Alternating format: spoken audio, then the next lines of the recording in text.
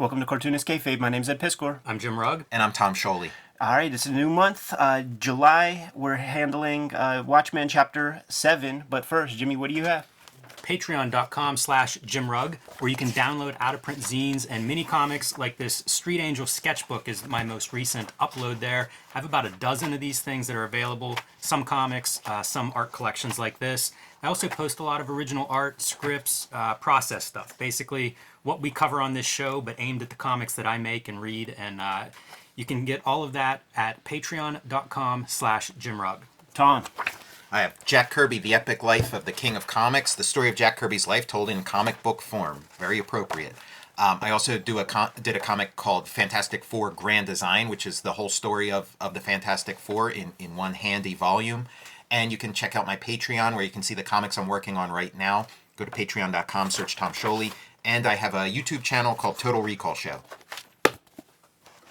Red Room Comics in the wild as we speak. 2 issues on the stands right now as of this recording, but a third one is going to hit the stands very, very shortly as of this recording.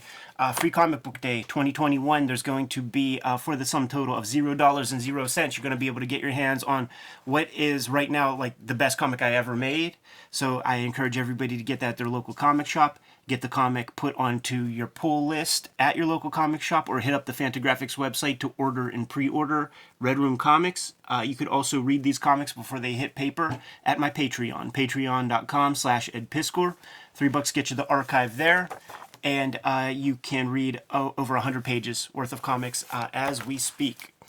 Fellas, Watchmen, Chapter 7. Rorschach is in jail, and our story opens with Silk Spectre trolling around in Dan Dryberg's basement.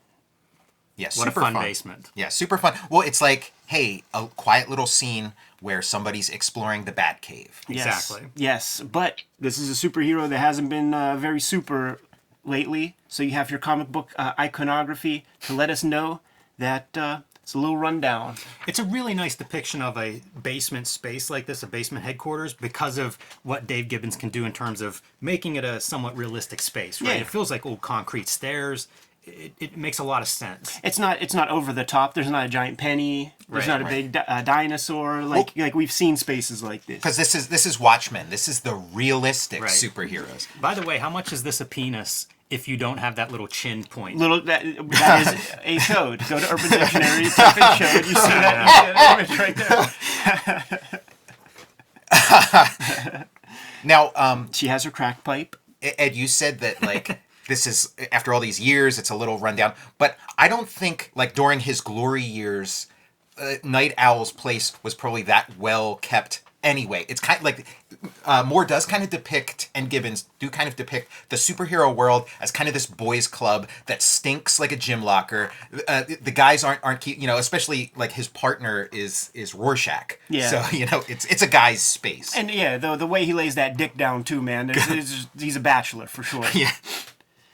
This is one of my favorite issues in this series, and it's sort of like a mini trilogy in the middle here. Mm-hmm. You know, the whole getting him back active again, Night Owl, that is the him I'm referring to, and going after his old former partner who's locked up in jail, Rorschach. Like, this is fun. This feels sort of superhero-y, and It's a little bit of light playful. comedy. There's a lot of movement going on. Yeah. We're in the middle of this dark work. We have some fun, Yes. naturally.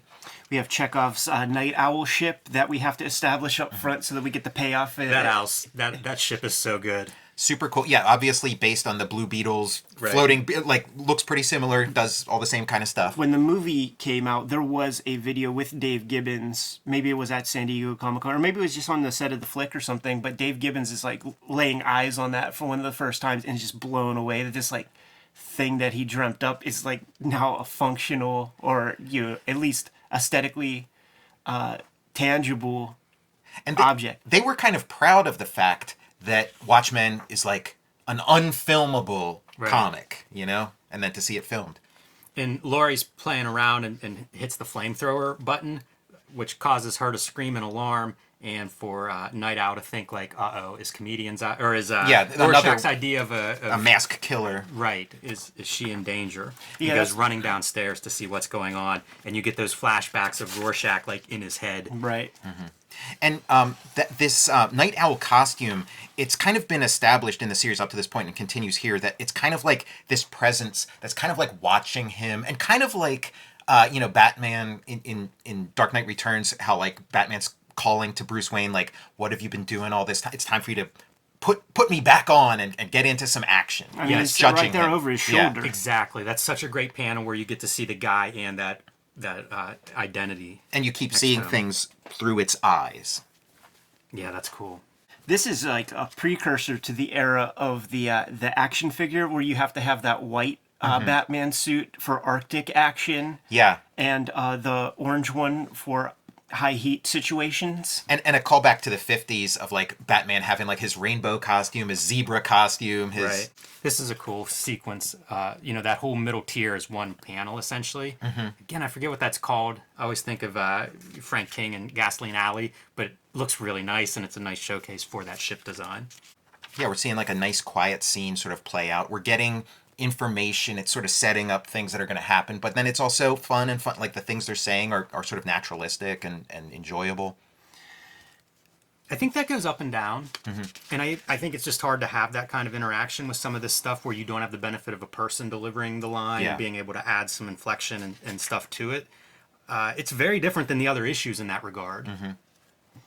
Gibbons draws a heck of a dad bod, I have to say. Yeah, this is like the out of shape superhero, but like he's doing pretty good. If this is like what out of shape looks like. I don't know, we're going to see him topless in a little bit. Well, nobody looks good in that setting. Still have the Night Owl costume looking on. This is a fun sequence too because he's putting the goggles on and showing her what they can do, and that's pretty great considering the props and where they're at. It's giving them something to do while they're just sort of talking. Comics 101 in that regard. So have that impending nuclear war Yeah. coming down on their heads, man. And what we've been building in the past dozen pages is all this stuff that's going to show up in that dream sequence. And all this impending nuclear war stuff seemed very relevant. Like, I just remember as a kid at the time, you thought it was almost like a foregone conclusion that, yeah, at some point the nukes are going to drop, it's going to turn into Road Warrior. And so it's kind of like, by the time I read this, it was like the Cold War was over and stuff. So it's like, it seemed quaint. Yeah, Right. yeah. We were talking in earlier chapters, like even, I'm a little younger than you guys in first, second grade. We still had to do like vestigial drills, getting under the desk and like watch those old tapes with like kids very jovially, like, time to get under the table, guys. The nuclear bomb's about to go off. And so, like, blue light is kind of like a motif so they got like the blue light from the TV sort of illuminating their I little think that's scene. where Klaus got it for Ghost World. I believe it. I love all of the way media is handled, and it's similar to like Frank Miller does that a lot in Dark Knight, but it's a totally different treatment of it.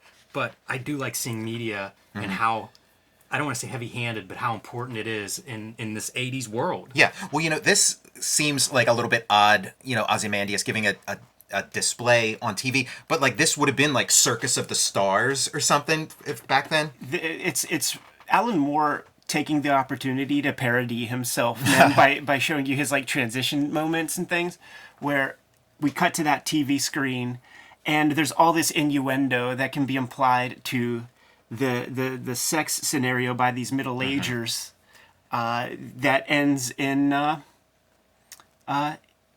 Disappointment. He's down. Yeah, and it's kind of like this is always what I sort of, not having seen Bonnie and Clyde, this is what I imagined Bonnie and Clyde being, that like they couldn't have sex unless they were robbing a bank. Yeah. And this is like that. They can't have sex unless they put on their costumes, start beating some people up, then they can Right. fuck like animals. Then they're alive. Yeah. Yeah, this is, by the way, Blue Chew really dropping the ball by not being a sponsor this episode. Yeah. It was in the perfect placement. Absolutely. That said, I love the part of them being on the couch and how awkward it is, because that's an awful space for two adult human beings to try to be like two next full-size to each other. adults, They're yeah. moving each other around. Again, one of those things like how many comic book artists can really capture that in terms of how good they are with figures in space. Yeah. Not easy. Yeah, it's an image and dialogue because it's like, oh, can you just move your Right, Can exactly. you just Feet, like a leg hanging off. It's so interesting how well that's done. Now we have our dream sequence. And they keep peeling off layers of skin, and their superhero costume is a layer of their skin. And maybe it's their real skin. Yeah. The other stuff's fake. Which is like what every writer says when they're writing Batman, trying to sound poignant, but you hear it from every writer that Bruce Wayne is dead. He really is Batman, and Bruce Wayne is cosplay. So here's the I love naked this page. Yeah, here's the naked Dan Dreiberg in blue can only be compared to the god of Dr. Manhattan in blue. Compare those two like sort of bodies Yeah, good point. I like that they break up that 9-panel grid, even though they're still adhering to it, but they're breaking up those panels into like 2 now. Always calls to mind for me Kriegstein, of course, breaking up his panels smaller and smaller. But it's so effective, especially as a centerpiece, and having that blue framing them. Boy, that's a good comparison with Dr. Manhattan. One I hadn't considered, and perfect. Let's kick our simp while he's down, man. In her slumber, she calls out John. Right. In case you weren't making that comparison. And more of like the happy face blood diagonal smear motif. And Alan Moore has said that like it was around this time he kind of left behind a lot of those devices, like they sort of played their role. Wordless pages. There aren't too many of them in Watchmen, so kind of noteworthy when you come across one. And they've set up such a rhythm that like they work great. Even the yellow out the window is kind of haunting after you have like dreams of mushroom clouds. Absolutely. And you're in this blue world and it's yellow outside. Go see Terminator 2 again and see how that plays. I love the chance to do like color, to put these superhero elements in color after having muted colors in the previous pages.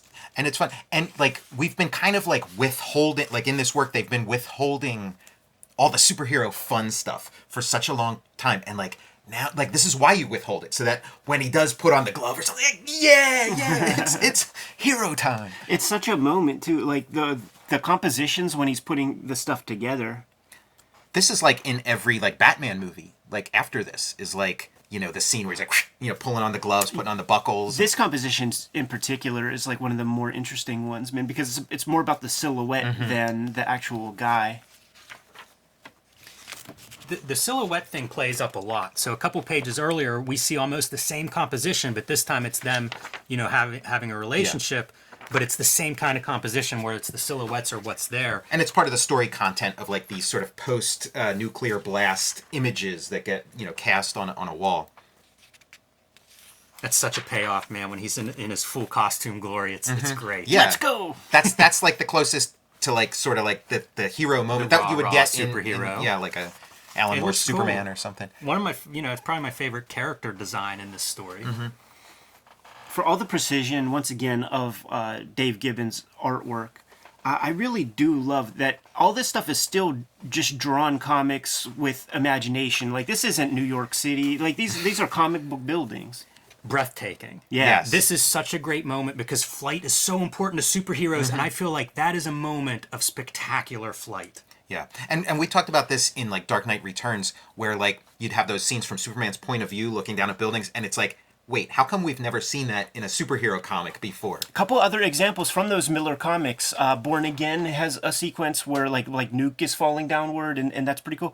Also in Year One, there's a helicopter sequence, burning building, something like that comes to mind, and it's a similar kind of composition. You just don't see that stuff as like in regular superhero comics. The way these two panels play off against each other is really great. This is an amazing setup. I love it. And then this is an amazing payoff. It is. And I wonder a lot about how this works, why it works. I think the color is part of it. You have your muted colors underneath that owl ship. So especially the orange yellow side, I think really helps it pop. I think the shape being rounded against mostly straight edges underneath it helps to create the separation. It really feels like it's above. Yeah, for sure. But you also have to make sure you position that thing perfectly, because it could easily look like it's just sitting on top of buildings or is a part of something. Like, not easy to do. Yeah, the shadows sort of stop and make like a little like white halo around it.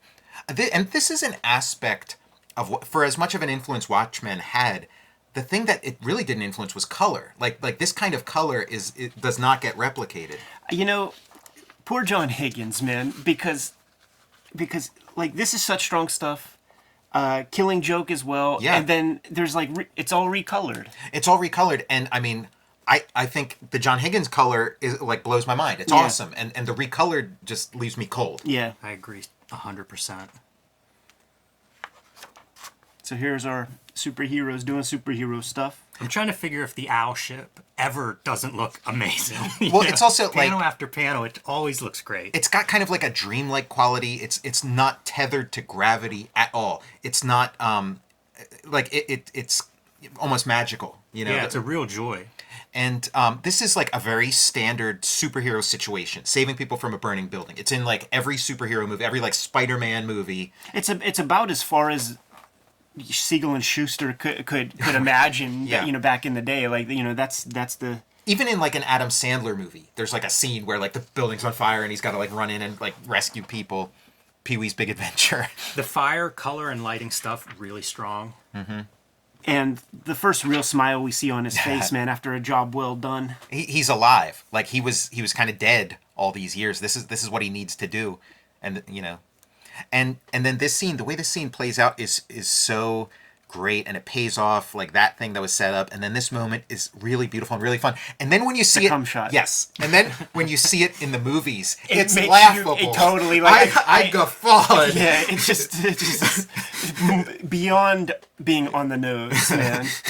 Just so ridiculous, man. But also worth mentioning that we just break up the panels in the same way that we did with that earlier dream sequence. And that same centerpiece you were talking about, of the centerpiece of the two in an embrace in nuclear holocaust, and then here's the cum shot's also going in the correct direction too, that we've established. If it were going the other way. That'll be cut.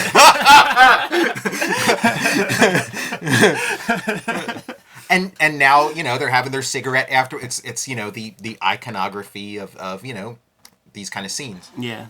And I love the payoff here. The very ending, the cliffhanger is, I've been thinking about what we should do next. I think we should spring Rorschach. Pause. What? Yeah, right. It's like he went a I don't know step if too this far. relationship's gonna work. Exactly, man. Like sometimes, you know, in that moment of Bliss, post-coital bliss. Or yes, whatever. yes, that's a good way to put it. You could ask somebody to like vacuum the carpet or something like this, man. Maybe make a snack or something. But they're flat out like about to pull a lick. It's a fun like end the issue. I want to see Can't wait till that. next month, right? Yeah, Exactly. the heist, you know?